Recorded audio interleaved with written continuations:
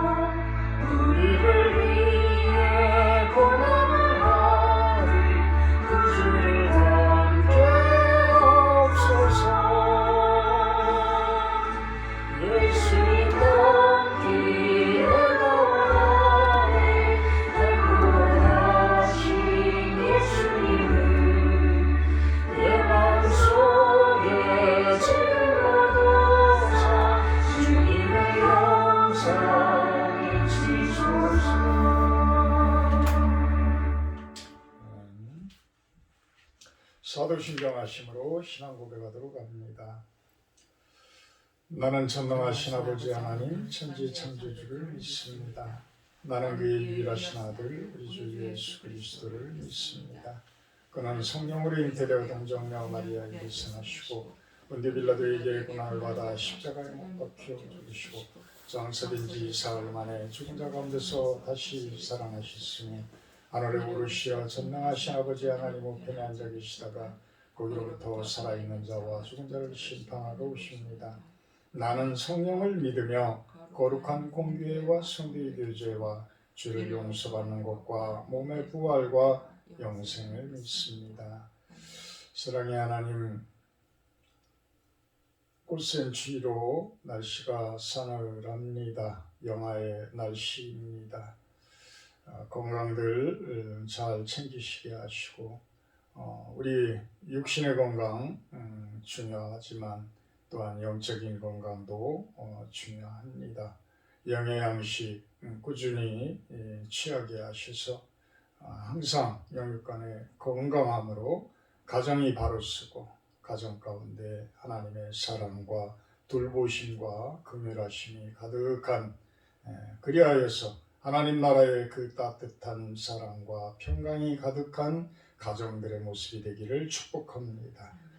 이 예배 온전히 드리게 하시고 끝나는 시간까지 함께 하시고 오늘 하루도 온전히 주님께 의탁하오니 좋은 하루가 되어지게 하여 주시옵소서. 예수님의 이름으로 기도합나이다.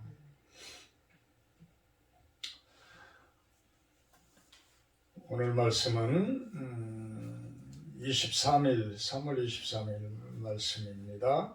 마태복음 25장 31절에서 46절 말씀입니다.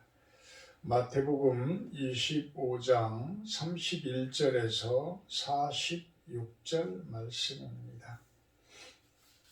인자가 자기 영광으로 모든 천사와 함께 올 때에 자기 영광의 보좌에 앉으리니 모든 민족을 그 앞에 모으고 각각 구분하기를 목자가 양과 염소를 구분하는 것 같이 하여 양은 그 오른편에 염소는 왼편에 두리라. 그때 임금이 그 오른편에 있는 자들에게 이르시되 내 아버지께 복받을 자들이여 나와 창세로부터 너희를 위하여 예비된 나라를 상속받으라.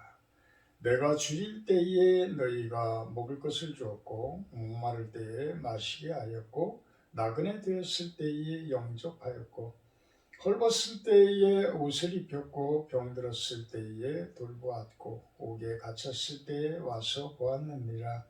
이에 의인들이 대답하여 이르되 주여 우리가 어느 때에 주께서 줄이신 것을 보고 음식을 대접하였으며 목마르신 것을 보고 마시게 하였나이까. 어느 때에 나그네 되신 것을 보고 영접하였으며 헐벗으신 것을 보고 옷 입혔나이까.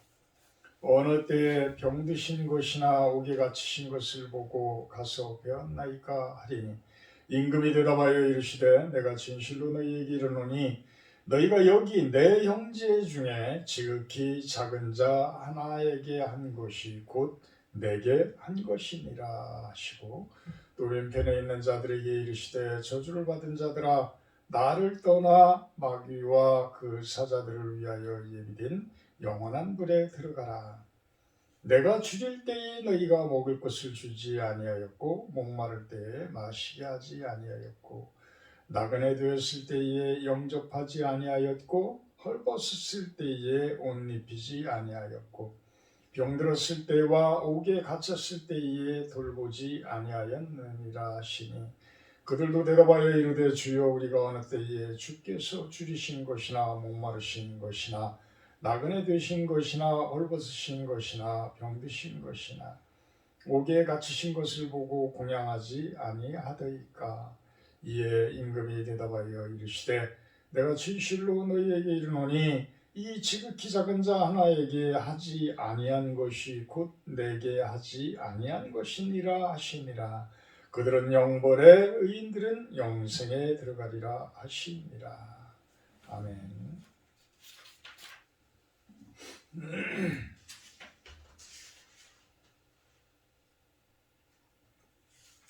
오늘 말씀 제목은 작은 자를 섬기라. 작은 자를 섬기라. 큰 자고 권력이 있고 힘이 있고 학식이 있고 돈이 있고 한 자들은 우리가 그 앞에 들어가면 자연스럽게 힘이 없기에 주눅이 들 수가 있습니다. 그러기에 그들 앞에서는 그냥 자연스럽게 그들을 공경할 수밖에 없는 상황이 될 수도 있죠.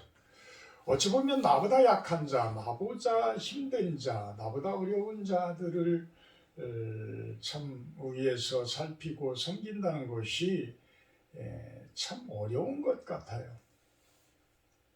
어찌 보면 동물들도 보게 되면 자기보다 힘약한 동물들 앞에서는 우쭐대려고 합니다. 힘을 과시합니다. 그게 본능일 거예요. 본능일 거예요. 사람들도 어찌 보면 남자들은 왕이 되고자 하는 그 속성 때문에도 약한 자들 앞에서는 더 우쭐대고자 하는 그러한 모습들이 본능적으로도 있을 것입니다. 그러기에 작은 자, 약한 자를 섬긴다는 것은 잘못되어지면 교만일 수가 있습니다. 진정으로 마음속에서 우러나서 그들을 긍휼히 여기고 사랑하는 그 예수님의 마음이 아니고서 사람이 어떤 정치적인 목적이나 어떤 자신을 오히려 위로 세우고자 할 때에 낮은 모습으로 잘 섬기는 자의 모습처럼 서려고 하는 자들이 있습니다. 그런데 결국은 그런 것들은 나중에는 다 열매를 보면 알게 됩니다. 그들이 제대로 된 섬기는 자였는지 아니면 섬기지 못하는 자였는지. 오늘 양과 염소에 대해서 이야기를 합니다. 인자가 자기 영광으로 31절에 모든 천사와 함께 올 때에 영광의 보좌에 앉으리니 모든 민족을 그 앞에 모으고 각각 구분하기를 양과 염소를 구분하는 것 같이 하여 양은 오른편에 염소는 왼편에 둘 것이다.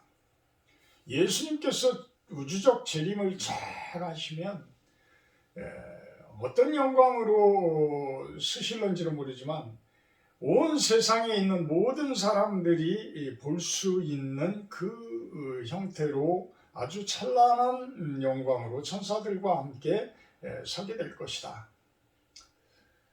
그래서 세상의 모든 민족들이 그 앞에 나와서 주아리게 될 것이다.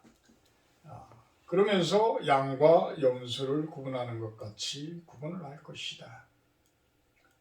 자, 이거는 우주적 재림을 이야기한 것이고, 내가 죽어서 갔을 때의 소재림 상태의 모습은 또한 똑같을 것입니다.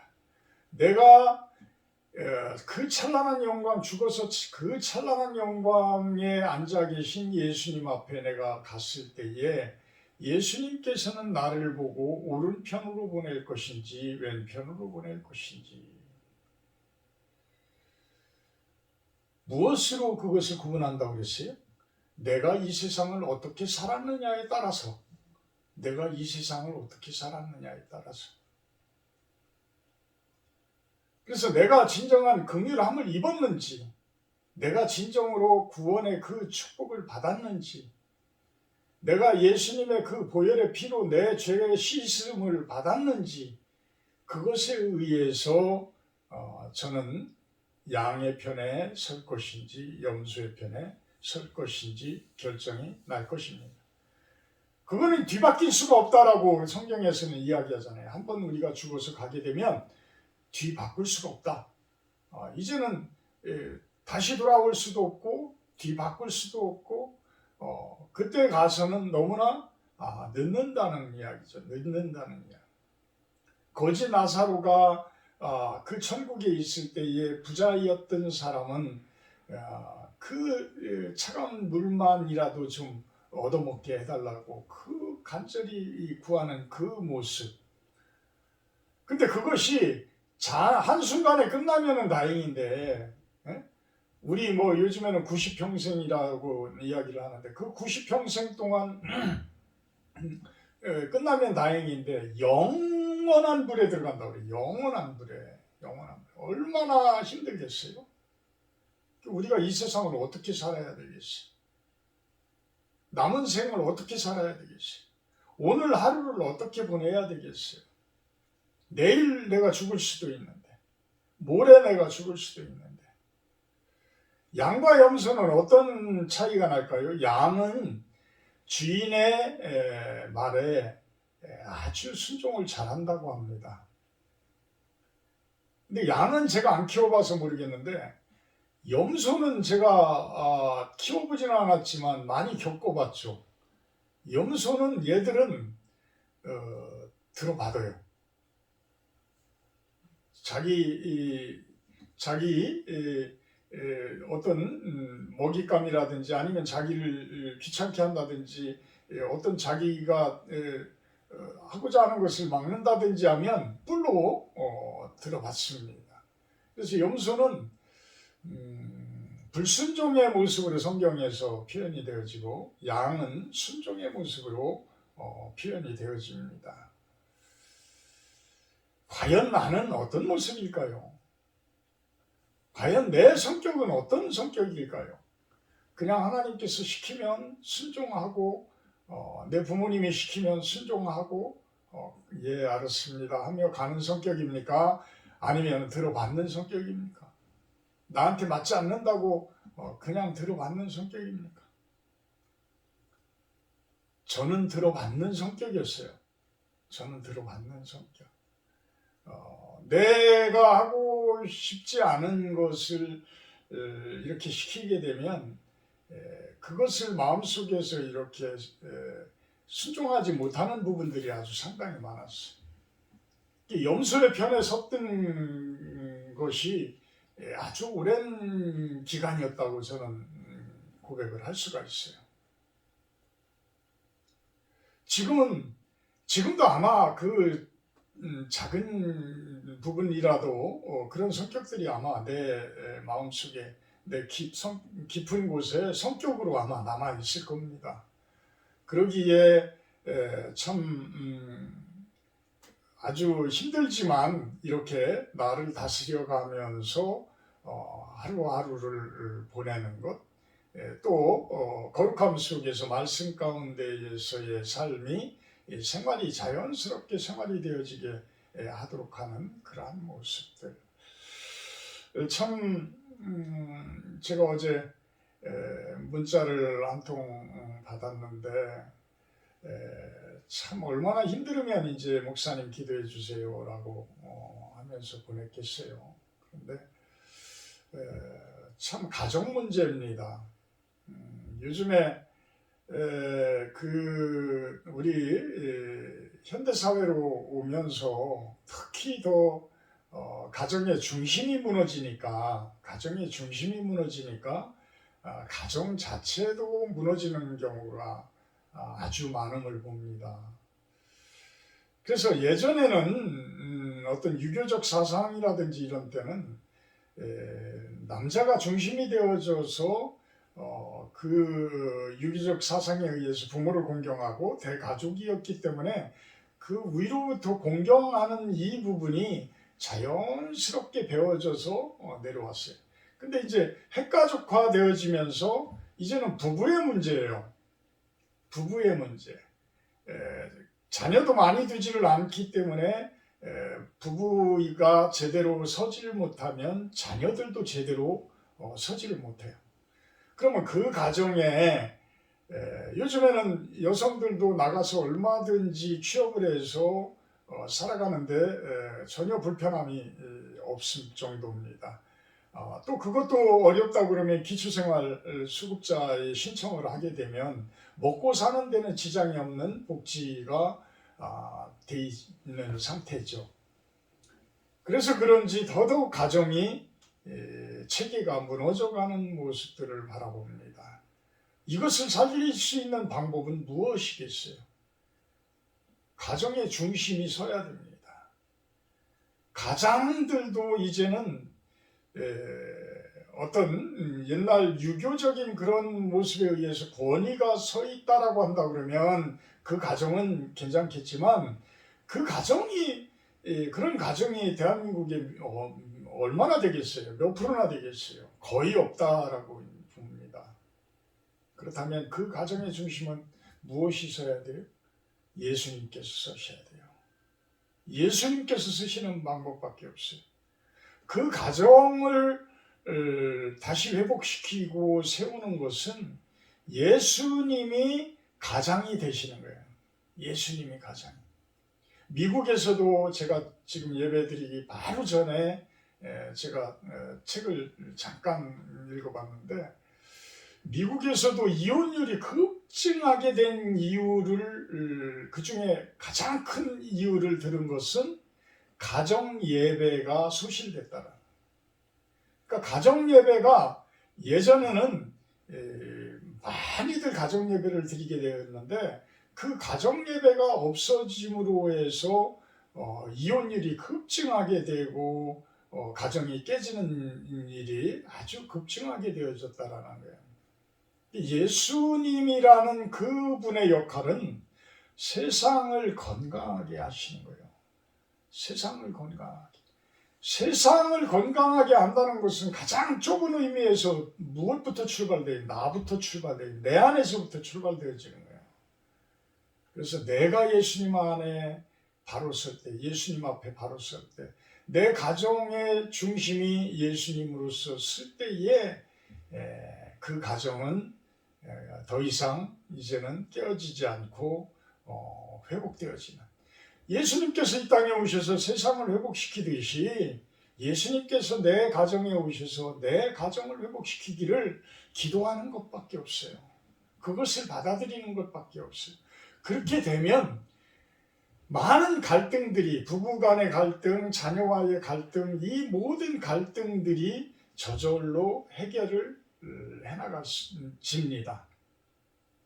결국은 그것을 못 받아들이는 자들과의 관계, 못 받아들인 자들과의 관계 속에서 트러블이 생기는 것이지, 예수님을 제대로 받아들인 자들끼리는 트러블이 있을 수가 없어요.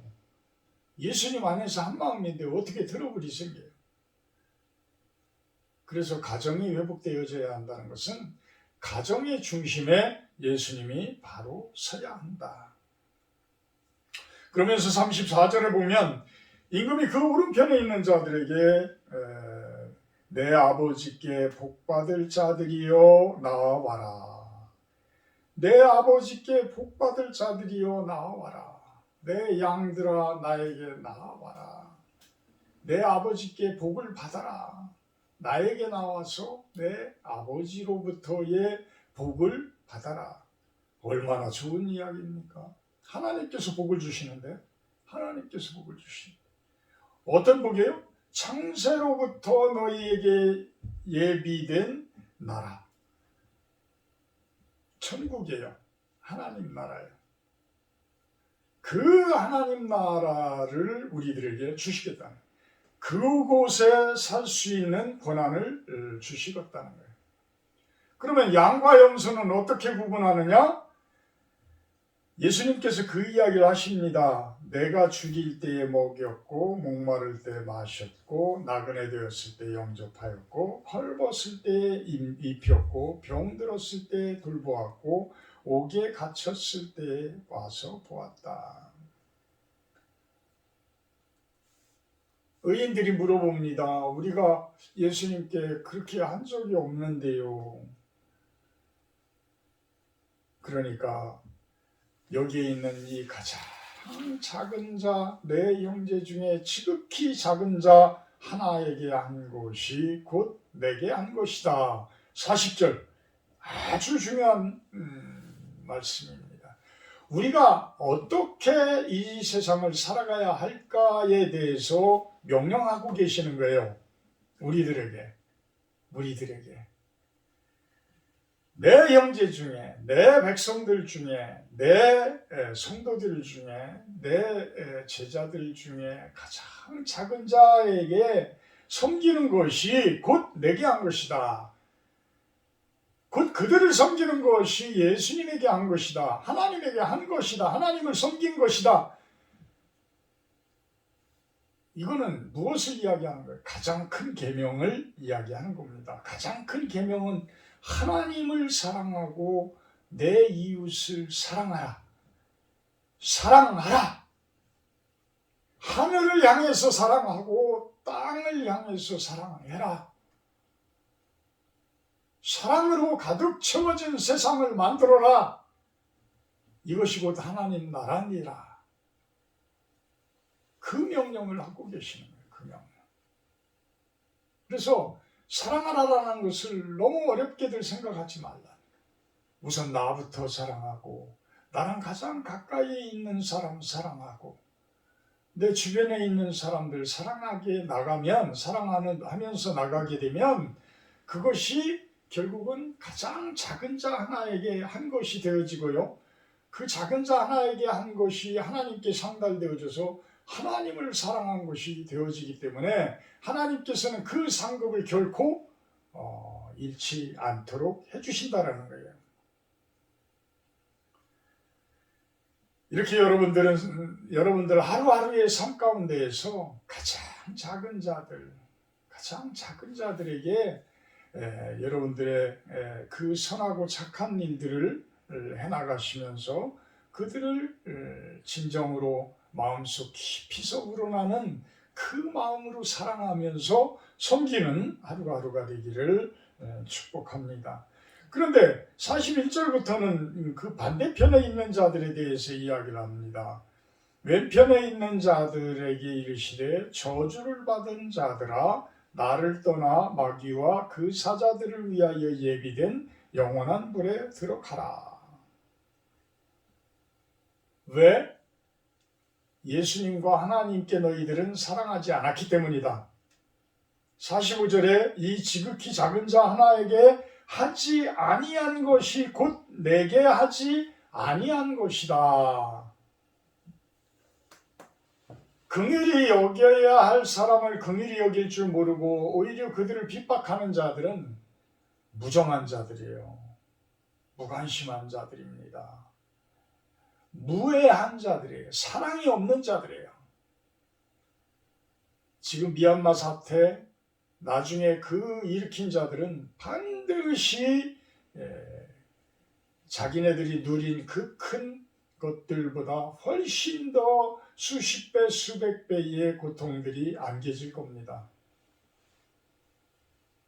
회개하지 아니하는 한 예수 그리스도의 그 보혈의 피로 씻겨지지 아니하니 한 그들은 반드시 영원한 불에 들어가게 될 겁니다. 그래서 그 이야기를 합니다. 이렇게 지극히 작은 자 하나에게 하지 아니한 것이 곧 내게 하지 아니한 것이다. 이웃을 천대하고 홀대하는 것은 곧 하나님을 홀대하는 것이다. 이렇게 긍휼히 여겨야 되고 사랑해야 할 자들이 눈앞에 있는데도 그것을 거부하는 자들은 다른 곳에 정신이 팔려있는 자들, 딴 곳에 정신이 팔려있는 자들, 자신들의 목적을 위해서, 자신들의 욕심을 위해서, 돈을 위해서, 명예를 위해서, 어떤 정치적인 권위를 위해서 또는 정욕을 위해서 자신들의 정신상태가, 내 정신상태가 지금 어디에 팔려있는지, 예수님에게 향해 있는지, 하나님에게 향해 있는지, 말씀에 그냥 순종하면서 가고 있는지, 내가 뭔가를 막 취하고자 하고는 그런 돈을 벌려고 하는 그 욕심 가운데 가득 차 있는지, 아니면 사랑이라는 미명하에 엉뚱한 곳에 정신이 팔려 있는지 한번 생각해 보기 바랍니다. 생각해 보시기 바랍니다. 우리는, 이웃들은 여러분들의 마음을 감찰할지 몰라도 하나님은 여러분들의 마음을 감찰하고 계십니다. 그것이 중요한 것입니다.